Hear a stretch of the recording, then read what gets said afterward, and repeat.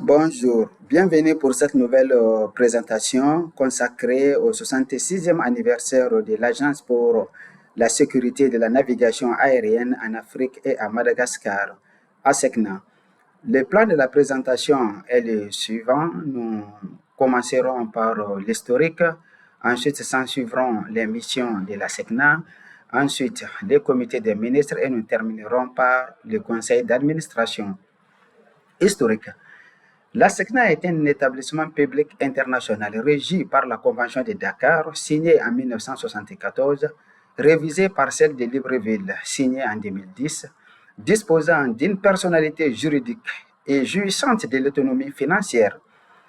Le 12 décembre 1959 à Saint-Louis du Sénégal, les chefs d'État et de gouvernement des États autonomes issus des ex-fédérations de l'AIF, de l'AOF et de Madagascar signent la convention qui va donner naissance à la SECNA, laquelle comprend aujourd'hui 18 États membres africains et la France, et ayant son siège à Dakar.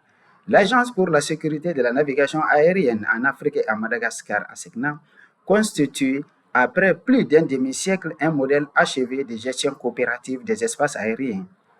Aujourd'hui, à l'ère de la formation des agents aux technologies innovantes, l'esprit qui a présidé à la création de la SECNA en 1959 reste le même, placé sous le signe de l'efficacité, de la solidarité africaine et de la coopération. Il ne vise qu'à l'entente cordiale avec les usagers et à leur sécurité optimale.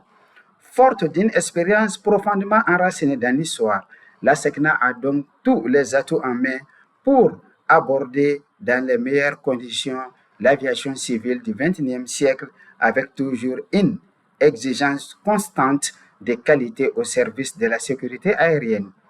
Nous avons ici les 18 États membres africains de la SECNA plus la France. Il est à noter qu'au moment de la création de la SECNA, c'est-à-dire en 1959, il y avait 12 États africains plus la France. Le Cameroun a intégré la SECNA le 1er janvier 1961. La Guinée-Bissau a intégré la SECNA le 1er janvier 2006, la Guinée équatoriale le 1er janvier 1988, le Rwanda le 1er janvier 2024, le Togo le 1er janvier 1964 et l'Union des Comores le 1er janvier 2005.